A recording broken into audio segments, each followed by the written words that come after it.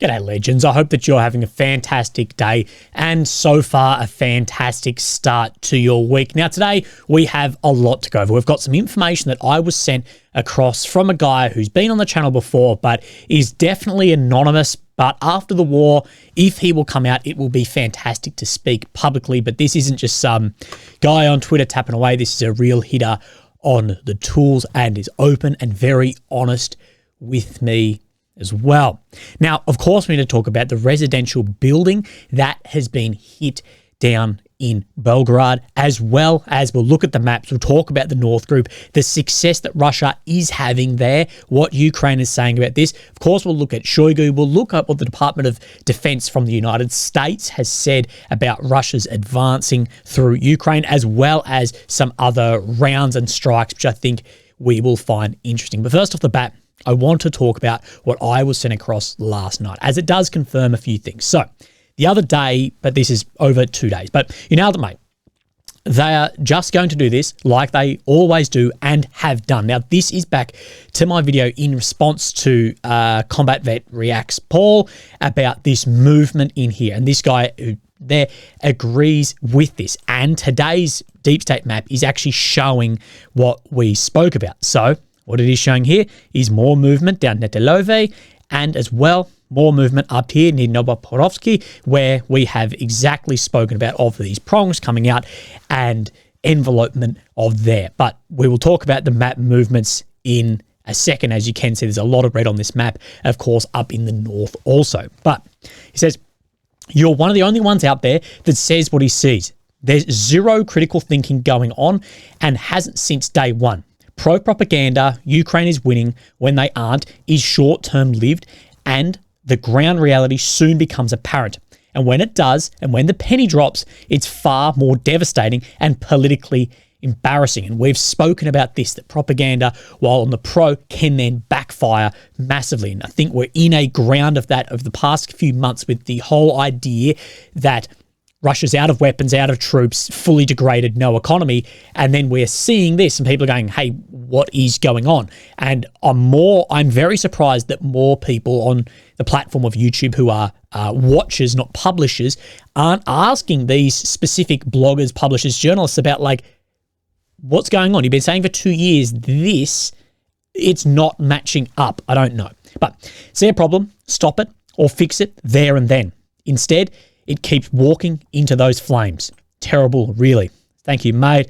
It's not realistic. The top comment the other day, or one of the comments was, Willie went from pro-Ukrainian idealist to pro-Ukrainian realist. Now, even if people now think I'm part of the FSB. Anyway, but I think that lines it up, that I want the best for Ukraine, but I'm also realistic in what I see on the ground. Now, I'm happy to be wrong. I've been wrong many, many times, but I say it as I see it. And a lot of the times that has to have me swallowing my pride. He continues, it's an extremely dangerous game, I think, when so much effort is pumped into happy propaganda. The lads are doing fine when they aren't.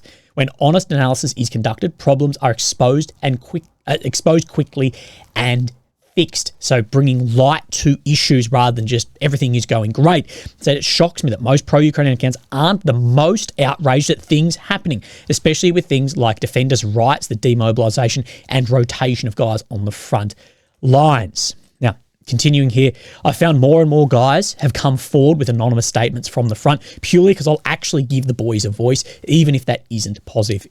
It's what's needed. I dare say you'll get a warning someday from someone you can't see or reply to. Now, I asked, what does this mean? And for telling the truth too much. And I have had multiple people reach out who I trust, who have said along these same lines. Now, I don't know if it's just a bit of fear, but you never know. But I'll be honest until the day the tumour gets me. But let's have a look over what has been going on, what's been in the news, what's been big, and what hasn't been. Now, firstly, I want to talk about what has occurred up in Belgorod. Now, I think I said down in Belgorod in the beginning, maybe down in, if we're talking Russia, up if we're talking Ukraine. But we have seen that there has been a lot of shelling going in, and we have seen that yesterday a residential building has collapsed, killing and trapping both civilians and emergency workers. Now, I believe at the moment, Russia is reporting 15 people have been killed. And we'll watch the footage, we'll go over it, and I'll talk about what I see and what benefits can come from things like this. But let's watch the footage here. So what we first need to look at is we're looking down here of where we see the explosion and this blue building here. Now, this is said blue building. This here, where the dot is what then collapses. So we are looking from here across this way. That's the direction of which we're looking. And then if we zoom out, we can see this is where Ukraine is. So what people are pointing at is, well, how could the round come in from the back, or could have it come in from the front? Regardless, we're going to have a talk about it. But just to lie out where exactly we are looking across that blue building. So here we go. Looking down here. Now, for my eye, it's not immediately obvious what has happened and what has occurred here. We see then that explosion, that collapse, a terrible collapse of a building. And then we'll see footage here as well of emergency services and people digging through the rubble here. And these are terrible, terrible things. I was in Turkey and Syria when the earthquake hit, and we had a lot of buildings have collapses like this. It is a horrible, horrible thing. That said, it's unbelievable that you can find people alive in buildings like this weeks after. I think maybe 9 or 10 days after, people were still being found alive there. I know it was an earthquake, not this, but regardless, we're going to talk about this as well. And then we have seen the roof further collapse here as well, with emergency workers clearing. So all in all, it's just a horrible situation. Now, both sides of the coin have pointed fingers, ranging from that it was a Ukrainian missile to shelling to an FSB inside job. And me and not many other people in the world who are public, no one knows exactly what has happened yet. But one thing we do know is that Ukraine has definitely increased its shelling into Belgorod over not only the past weeks, but especially in the past, say, 24 hours. And there's a lot more footage coming in of this too. So we have this car park here, and up here you'll see a shell. So shell go off there and causing some damage. Now, I'm not a big fan of the whole eye for an eye thing. These civilians, and again, I am very disappointed when we see people celebrating civilian casualties purely because they're not the right civilians that fit then people's biases like this. We see it should make no difference what happened to the house in Belgorod. 50,000 strong army is now marching in that direction, as well as here for apartment for sale, well ventilated. And this is two examples from large people, but there are thousands of examples when instances like this happen. Now, whether it was a gas explosion rigged up, whether it was a shell hitting gas and it going off, or an interceptor or a missile, regardless, it is horrible that civilians get caught in things like this. Now, as well, something that came across that I saw was this Fab 1500 glide bomb here saying, "Burn in hell for Belgorod, you bastards." Now, the reason I bring that up is regardless of what actually happened here, Russia will benefit. Just like with the Ukrainian-backed incursions into these areas and the shelling going in, this leads to more men signing up for the front and more people supporting the effort of the war. Now, take with that information as you will, but I think the incursions we saw that crossed into here have done a net negative for what was achieved from those compared to what now is coming from it in the informational space, and using that as a recruitment tool and all this, I think has been a net negative. You may disagree with that. That is just the way I then see it. So again, horrible, horrible situation there. And we need to point out there, of course, has been a shitload of shelling coming from this direction back into Kharkiv and into Vovchansk and areas like this also. So let's have a look on the maps, go up and down. And something that I did actually miss yesterday for talking about North Group, in the video I posted on Telegram, not on here because of what we saw in the video, is we can actually see the Russian soldiers being targeted had what had on what I would call 72-hour pack, so like a 3-day rucksack on their back. What to me as a former soldier will mean that these guys are looking to sustain themselves on foot for 72 hours.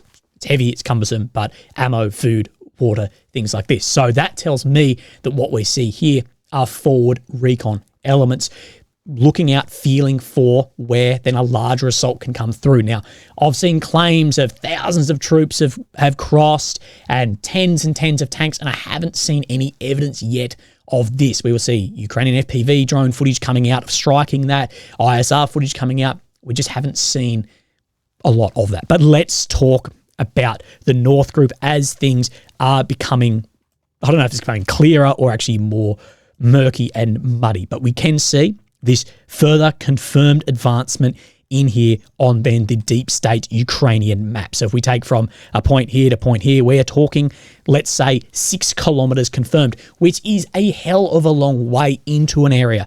Now, measuring a kilometer here or a kilometer in another area in the front, it isn't fair due to the defensive works, the terrain, whatever, but this is still a fair, large advancement. It really, really is into an area which we know had defensive works. Now, where do the defensive works sit here? Well, there's a bit of speculation about that, but we're going to talk exactly on this. But we can see an increase in grey zone as well across the whole front into Vovchansk on this second or the easterly push here as well. And we'll speak more about that and look at it further. But this was one of the first things that I have seen from Ukrainian accounts on then Facebook. Today, Strike Aerial Reconnaissance Group of the 57th Brigade stopped the advance of Storm Z. The brigade's artillery worked superbly and finished off the second company along with fire support equipment. But the enemy is gathering reserves, street fighting begun, and the city was surrounded. Now, this is Vovchansk he's talking about down here, which is shown fully in then the green on this map, which is interesting. Anyway, I can say this because we could die and no one will hear the truth. Why then everything? The first line of fortifications and mines simply did not exist. We've spoken that Ukraine needed to, not after the fall of Avdiivka, but and everyone has been critical of this, from people within Ukrainian command structures to Soldier X through to me, of defensive works need to be built everywhere early as possible. Did not exist. The enemy freely entered the grey zone along the entire cordon line, which in principle should not have been grey. In 2 years, there should have been concrete fortifications at -3 floors at the Ukrainian border, so deep down. And there wasn't even minutes. We could come to the conclusion that this is either insane theft or deliberate sabotage. Now, we're again losing people, territories, and doing what we already did in September 22nd. So push back again. I know now that the 125 TROs who abandoned their positions already showed that they were forced to sign acts of acceptance and transfer of fortifications that were not even 30% ready as completed construction. I hope those responsible will be punished. So those that left their fortifications and are being called cowards hear that these guys are saying that they had to sign off getting into non-completed fortifications. This war is not going anywhere. We had time, maybe still have time to build fortifications. If you're going down this route of we're just trying to eliminate as many Russian soldiers as possible, this attritional warfare, which I don't know if the best aspect, but regardless, these needed to be built. We have photographs of Zelensky walking through, checking these, blah, blah, blah. And these guys calling out what has happened there. And we have seen that 6 kilometer advance, potentially further in a day. Now, this is further about Vovchansk here. The situation in Vovchansk, Kharkiv region has worsened. The city is almost destroyed. There are almost no people left. We're evacuating the remnants officer of the National Police in this video here. I couldn't find a translated version of that. I apologize. But we have Vovchansk sitting over here. And this is the first major area. And there will have been defensive works before this. So it will be interesting to see what then occurs down in here. Now, we'll talk a little bit more about this, but let's have a look at what Syriac then shows as, like him or bloody hate him, Syriac has been very reliable on areas of the front, and I'll show you on other areas in the map today which are trickling in. As I said, these will trickle in where it is then catching up. So this isn't the easiest to have a look in. I wish we got to zoom in on each one of these, but we can see these areas now, these Krasny, Mokrovets, coming then under occupation of the Ukrainian forces, which is, Russian forces, which is then lining up on these maps as well, down to Zeleny as well. So these, I believe, are fairly close to one another. We'll go over what he says in a second, but this is where it is showing some major difference, is the red zone and length that he shows compared. So down in the western side here, so we can see that he's showing right down to about here. So the grey zone still there, as well as a further push into, we see where this road leads out of Vovchansk, this right-hand turn as we look at it, but down sitting around here. Now, we'll look at a geolocation he gives in a second, but we can see on the western side that there's a further push much deeper down in here. So again, that's why we show you two different versions of the same map. But situation northern front, the four spearheads became toe after Russian armies secured new positions along the border. From the left spearhead, Russian forces took control of these areas we spoke about, thus reaching the northeastern outskirts of Hliboki. So this area as well, we would presume that before these areas, these major built-up areas, that the defensive works sit somewhere here. So before, 6 kilometers in, you'd presume. So it will be interesting to see what is built up there, and that message we saw from the Ukrainians, that didn't give us too much confidence. Anyway, from the right spearhead, troops took full control over here, and the combats with Ukrainian army reached then the butter factory. So this village here, saying full control, and the butter factory on the outskirts of Vovchansk. Now, I haven't seen any footage to confirm movement at the butter factory yet, but let's have a look at where that then geolocation is. So it sits on this left turn here, right on the outskirts of Vovchansk, which then is this left hand. So right on the edge of the grey zone here as well. Remember, these maps are part of information campaigns as well. So it is very, very interesting to see what is happening there. Now, this village here, we have a Russian video that's come out. Now, one thing I want to just say with this video is people haven't yet been able to actually find the specific geolocation yet. There's a bit up in the air, so maybe everything in this war you should be taken with a grain of salt regardless, but it's being shared around, saying this is liberated. That was easy. The enemy fled without resistance. Volchansk will wait for us. We will come soon. So, talking that it was easy to move through on then that area, which that is concerning when there's that movement coming through. So, we will see what exactly is going to happen further down there. Now, let's look at what the Ukrainian General Staff has recently then put onto actually their Instagram. This is their official one. But the defense forces continue intercepting the armed aggression of the Russian Federation. In the Kharkiv direction, the operating environment remains complex and dynamically changing. They're fighting in the directions of these areas, which, as we know, some have been occupied. In addition, opponents conduct storm operation actions of these other areas as well. So these two fronts and the villages that sit within it. During the day, the enemy carried out 22 assault operations in these directions, of which 14 are still going. There have been fights at the border city of Ovaspek. The enemy has deployed significant forces to attack the city with up to 5 battalions and is not counting its own losses.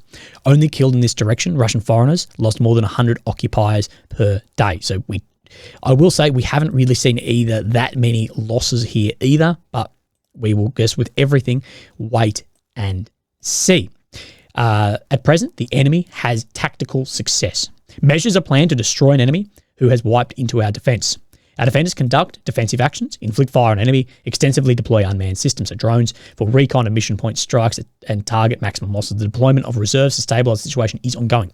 In the process of determining tasks to troops, one of the main priorities is to save lives of our own soldiers. So, giving an overall view here. Now, one thing which has been floated, and I've heard this talked about, is this some 4D chess game being played by Ukraine as well to make Russia move soldiers from areas in Kherson up into Belgorod for success here, so then they can have a cross deep into Kherson. Now, I don't think this is the case that I've spoken about in a war of attrition, these 4D chess moves this late in the war. I just I'm not really on the side of, but I thought I'd mention it just in case. So that's out there in case that happens. I can go, sort of told you so. So this was from President of Ukraine, Zelensky, talking about what's happening in Kharkiv. The occupier is trying to gain a foothold in some of them or simply use them for further advancement. So occupying areas to then further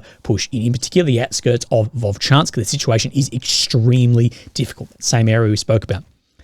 In fact, the idea behind these attacks in the Kharkiv region is to spread our forces thin, undermine the morale and motivational basis of the Ukrainians' ability to defend themselves. And I think this will have more strategic goals for Russia as far as in informational spaces rather than maybe even making territory. So what it's going to have is Ukraine is going to have to move forces around. They're going to have to deploy reserves, as Zelensky says, to spread our forces thin, undermine morale, which we know there is a morale issue in Ukraine. Ukraine has not had any large successes on the battlefield since the end of 2022 with Kharkiv and Kherson. Now, 2023 counteroffensive, I think, is a net negative for the loss due to the ground made and the informational propaganda downfall that then came out of that due to how much it was built up, which ties back into exactly what we spoke about in the beginning of this video with that pedestaling of things and then the fall, which potentially we could see happen with the F-16s. And of course, I believe these events that are happening and Russia moving is going to affect further mobilization and morale of guys wanting to mobilize or volunteer or come back to Ukraine for that to happen. And I think it's going to have an effect on countries which may be a bit on the fence coming into the Swiss peace peace, I was going to say negotiations, but no, the peace conference based on Zelensky's 10-point peace plan, which 5 and 6 talk about territorial integrity and winning back the borders in Switzerland on the 15th and 16th of June. It's all part of this. You got to remember that everything here is cogs in a large machine. So that is what then we are looking at. Now, we will talk about Shoigu. We will look at maps in 1 second. But just one thing I wanted to talk about. I want to talk about this. I know I talk about it a lot, but this is from the US Department of Defense. It's on their website from General Basham, I believe. But US and its allies, US, its allies and partners are becoming stronger and standing up to Russia's aggression, with Finland and Sweden coming into NATO. Basham spoke of the importance of defending NATO, saying, quote, "Make no mistake, no matter how this ends in Ukraine, Russia will not stop with Ukraine unless they are stopped in Ukraine." So this is what we hear so much from Biden, these generals, from everyone. And I just don't think this stands up to critical thinking. Russia, which now occupies under 20% of Ukrainian ground, is going to push through into NATO, where Article 5 would be enacted on countries which haven't yet lost a single soldier in a war. I just don't think, I'm all for people going to uphold the rights, democracy and freedoms and blah, blah, blah, blah, blah. We are putting in weapons and goals and security guarantees, blah, blah, blah, to support Ukraine in its fight against Russia crossing the border. Fair enough. Go for it. All for it. But this rhetoric of what we're hearing, that Russia's not going to stop, that they're going to somehow, with taking 2 years and tens of thousands, if not in the hundreds of thousands of casualties to move to here, is then going to push all the way through here and have an effect out in here, which they've shown, Russia's shown no interest yet in doing this, nor the strategic or tactical ability to do that either, especially with the issues seen here. I just don't think these very intelligent generals and colonels and people who are doing it, I don't know. I don't think they believe it. I think this is a weird tack to go down because I don't think it holds up to legitimate critical thinking. I'm sorry. I just don't think that it does. Anyway, Basham addressed the challenge from China, noting that like Russia, Beijing is a global threat, including its malign influence in Europe, particularly in the areas of space and cyber. And one thing this war has done is push countries like Russia and China then close together. with sanctioning on, of course, very hard on Russia, but also on a lot of Chinese companies. And then people will look for other markets to flow into. And we are seeing this leveling out of the Western's influence over then the South and East around the world. Now, let's have a look at the maps. I know this is probably what you're here for. I've just had to have a bit of a rant about some things first. So, of course, we have Ukraine, the center, the capital of Kyiv. This is the northern push that we are seeing. The red areas are since 22. The purple is since 2014. Sorry, I've got my bloody lines crossed in my head. Now, we spoke about, and I've said that this map, while other things are happening, will start trickling in updates of which we know have to potentially have been true for now a number of weeks. And I believe today is no different, with down here in Verbove, Russia then having this advancement. And I don't believe that they advanced in this direction 2 kilometers in one day. I think it was small chips away over the last few weeks or potentially longer down here. Now, this is not in the same area, but again, does show there has been more Russian movement here on the Syriac map, but this is talking up then on this road. But what is important about this, and why have we been speaking about this, what we think has been closed up for a while, is, well, if we click on then the fortifications, we know the Surovikin line runs directly through here, and that by this shows that Russia has retaken the area of the defensive works, the Russian defensive works, the Surovikin line, that was taken by Ukraine, and that first break in from the counteroffensive, which was costly in this area. Now, I've spoken about it. There will be little bits and pieces trickle in on these maps. Now, no other movement at Mariinka and Uladar front. Then we come Krasnoivka, and there is a small sliver down here showing into the industrial, to the north of the industrial zone here after yesterday's large update in there. So now this map is catching up to where we then further believe. Sorry, my neighbor's dog is barking. But this is then Syriac map update, which shows actually fairly similar to what we are seeing. Maybe just a little bit more up here, but again, compared to what we saw the other day, a hell of a lot more. Following the withdrawal of Ukraine army towards the center of Krasnoivka, Russian army took full control of the 2014 trench system located in the eastern part of the town. Located in the micro district, in addition, troops made new advances north of the refractory plant, this bush in here, taking control over the city council and big part of private sector. About 40% is now under control of the Russian hands. So it is very interesting to see what exactly is getting moved in here, and now the maps are lining up. Now, like we spoke about in the beginning, we're seeing what we presume of the pushing here from Netelyovo as well as towards Novorovsk and out from Semenivka as well. These are large updates all in one day. We are talking 1.3 kilometers here. Now, someone said, well, you can't really call anything in kilometers an advancement.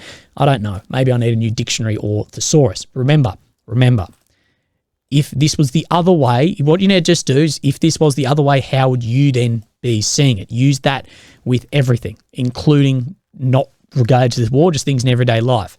If someone said that to me, how would I feel about it? Anyway, this map from Syriac shows further advancement up around this sort of Keramik Osharetny front, closing up the gap in here, which we are unsure. So we see where this waterway runs, that this has been closed up. We presume this may have been in grey zone for a while, just due to how difficult the terrain would be to work in that on three sides. During the last 5 days, Russian army continued advancing north of Osharetny and reached the Koliva Pond. On the other hand, during the last hours, Russian forces recaptured a series of trenches southeast of here. So southeast, down in this region, some trenches. Again, we'll wait for multiple maps to show the same thing. As one thing I will say is we don't have NOAA reports maps either. So we're sort of flying a little bit blind. We like 2 or 3 to line up. Now, we did see yesterday this very large movement out of Ivanovsky, if we can get that there going, which we know was over a few days of movement. And we actually said this shows more than Syriac did. Well, Syriac now shows this same advancement in here, just showing this tree line and a little bit more gap in here. I presume that there's no one left in here as it is getting closed up. But that doesn't mean then Russia's in there. It just means that might be just grey zone, but Syriac shows that as then crossed up, because if no one's in there, eventually it will be occupied fairly quickly. Now, Let's have a look at this before we talk about Shoigu. Now, this, I'm not, everyone's sharing this because it's an Abrams and I believe the Knight's taken out. I'm not actually interested in that. I'm interested in the two systems here. What we know is Russia's kill chain was shithouse in the beginning of the war. From seeing a target through then to dropping something on it, sometimes people were reporting like it just never came, whatever artillery or missile or whatever they ordered in never came. And we have seen that Fighter Bomber recently talked about the kill chain and who it needs to go through for sign-off has been shortened, therefore more efficient, as well as the use of what we presume is a lot more laser-guided munitions. And I have spoken about the increased speed to put an Iskander M on things. I think that should be a plug-and-play send, but I reckon there may be some more guidance talking to a drone from that for corrections, as we are seeing it strike time-sensitive targets like helicopters. That is just my 2 cents. And from reading online, it would be very difficult to strike something like that if you didn't have like pre-designated targeting. Either the kill chain is shortened there or there is some laser guide movement. Anyway, what this is an Abrams tank here and a Granat 4 drone. Now, what it does here is it paints it with, it gets taken out here by a Krasnopol shell. Krasnopol shell is like Russia's variant of the Excalibur shell. Now, the Excalibur works off GPS. Plug and play, shoots off, then hits target, can make corrections in the air for itself. Problem is, things like that can be jammed, or if the target moves, it's preset, it's going to hit. Now, I'm not an artillery bloody buff. I could be somewhat bum steering you in this, but that is what my guys tell me. Thing with something like the Krasnopol is it is less likely to be jammed. So drone in the air, lasing something, so painting a target with the laser, and the shell is fired, and then what's happening is the shell is then talking to the drone, so much shorter communication. It's not bouncing off satellites or whatever, and can make corrections because it can then paint and laser it in different areas. So we are seeing the use of that, and I believe use of that with Russian ballistic missiles potentially as well. And I think that could be one of the reasons we've seen a massive increase in the ability and success of a lot of those shells targeting and missiles as well. I've actually spoken about this. This isn't the first time I've spoken about this exact thing. There's videos a few ones back. But we need to talk about reshuffling in Russian senior command. Most notably, the Minister of Defense, Shoigu. Now, everyone is saying that he's been fired, blah, blah, blah. He's out and he's going to get out of a window like this, which 800,000 people have seen. Fires Shoigu. It was the war in Ukraine is going great. Firstly, I think of all countries within the past couple of years, Ukraine should be the one who knows about a reshuffle in senior members in command. We saw the head of the Special Forces replaced 2 days ago. And of course, we saw Zaluzny with Syrsky and many massive reshuffles all throughout Ukrainian ministry. And we know as well that this isn't going to collapse things. Just like it didn't in Ukraine, it's not going to collapse it here. But again, the way people are painting this is he's fired, blah, blah, blah. Well, people who know more than I have said things like this. Have you seen they sacked Zelensky? I've been sent the message 100 times by now. He's now to head up the Russian Security Council. That's actually called a promotion. So I guess when you're promoted, you're sacked from your position to move up, I guess. But let's go over this from some other bits and pieces. Former Russian Minister of Defense, Sergei Shoigu, has been appointed to the position of Secretary of the National Council of Russia, with him replacing the former Secretary, Nikolai Prestrev. So this guy here, he seemed to got fucked over, who has served here since 2008, with more people saying Shoigu is out as Defense Minister, moving into the head of the Security Council, and then what it means here, break down. And then this guy writes this as well. Some early thoughts. This doesn't appear to be designed as a demotion for Shoigu, but one thing I want to add too is Shoigu had talked about retiring apparently before the 22 invasion. Anyway, who not only received an important position as Secretary of the Security Council, but will also retain oversight of domestic and foreign defense issues. Taking that from a new Minister of Defense, Andrew, this bloke's background is in economics, not defense, and he served as acting Prime Minister when this bloke contracted, can't say that word on here anymore. This may seem surprising, but Antonovic's background was in business and served as the Minister of Taxes before he was appointed Minister of Defense in 2007. At the same time, Putin deliberately chose someone from outside the MOD in Ministers of Defence 1990s were former generals, so and all stepped up. And of course, then you get a lot of corruption scandals and everything in that, to enact a painful and unpopular reform. This choice is likely a reflection of Putin's personal trust in this bloke and the need for a better internal manager of the MOD's bureaucracy. So, yeah, take that as you will. Legends. A longer one today, I do apologise. Please look after yourself, have a fantastic day. Tell your family you love them, and I'll speak to you soon. Thank you. Bye-bye.